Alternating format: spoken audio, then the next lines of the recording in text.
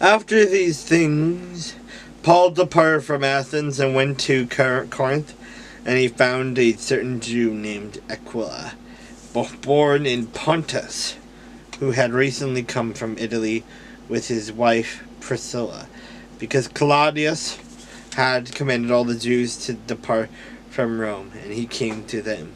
So because he was not of the same trade, he stayed with them and worked for by occupation. They were tent makers, and he reasoned in the synagogue every Sabbath and persuaded both Jews and Greeks. When Silas and Timothy had come from Macedonia, Paul was compelled by the Spirit and testified to the Jews that Jesus is the Christ.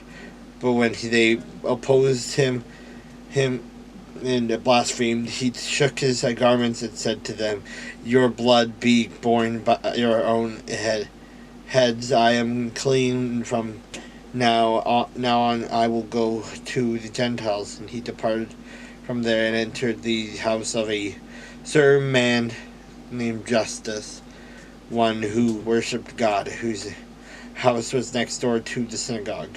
Then Crispus, the ruler of the synagogue, believed on the Lord with all his household, and many of the Corinthians, hearing, believed and were baptized.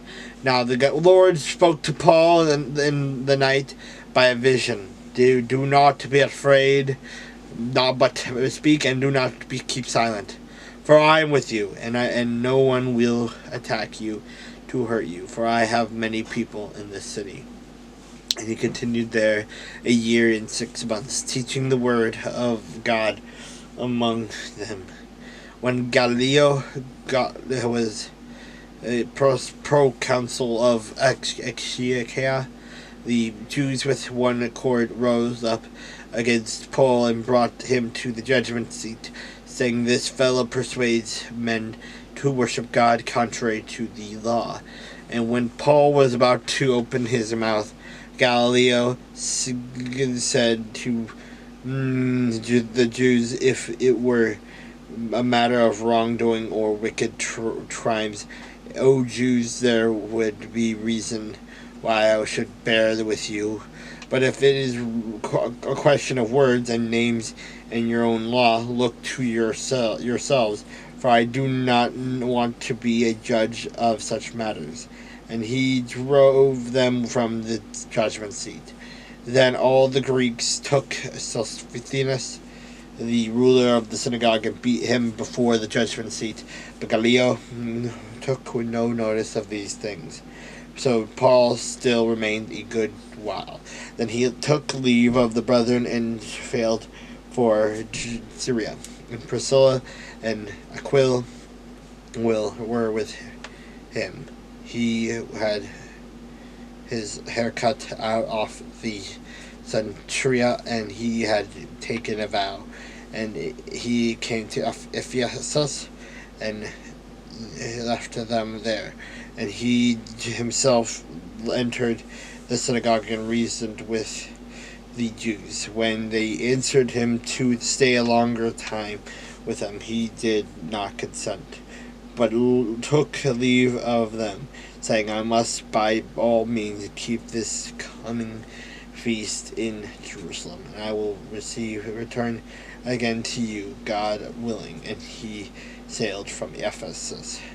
And when he had landed at Caesarea and gone up and greeted the church, he went down to Antioch after he had spent some time there.